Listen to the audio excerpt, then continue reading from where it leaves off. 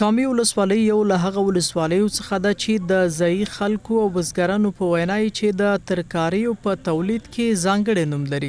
د کامې ولسوالۍ بزګران وایي هر کال له دې ولسوالۍ نورو ولایتونو ته په ټنونو ترکاري لیږل کیږي او سږکال یې تولید د تیر کال په پرتله زیات شوی. سید نبي سږکال ځکه خوښ دی چې د لاس تڼاکو یې رنګ راوړی دی. هر کال ډیر ښایسته عاید دا راوړي لاسته. بازار زموږ په ځای دی ودرولې دی. ډیر 14 ولایتونو ته تقریبا دا سبزي ورکوي. دغه په 400 لس کم 400 دغه شانې خرڅېږي، هلته بولي کېږي او پیسې الحمدلله راوړو کور ته.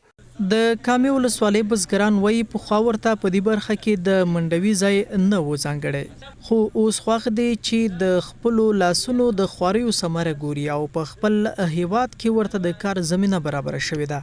سږکال خو نامحتاط د بکي دهقانان ټول داسې دي چې په خپلو باندې ولاړ ډېر خوشحاله دي.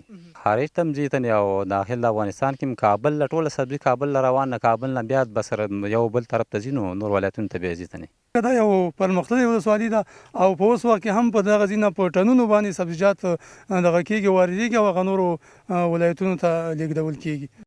د کامې ولسوالۍ د سبزیو د منډوي خاوند نسیم خان وایي په دې ځای کې نه یوازې د بزګرانو د ترکاریو د خرڅلاو زمینه برابره شوې، بلکې دلته ګڼ شمېر ځوانان هم په کارونو بوخت دي. زمونږ دهقانان هم خوشحاله دي. په دې کې تقریبا ډیر مزدوران ما سره دي چې هغه چې ما سره نه لګېږي ما راوځي دلته خوشحاله دي. اوس هماغه دي چې دلته په ښه توګه غریبي او مزدوري الله تعالی دوی ته هم رزق ورکوي، موږ ته هم راکوي، دهقان ته هم ورکوي. دوی وایي یوازینی علت د دغې ښه دا ده چې دلته منډۍ لري او په دغه منډۍ کې په آزاد بازار کې ډیره ښه پلورل کېږي، ښه مارکیټ لري.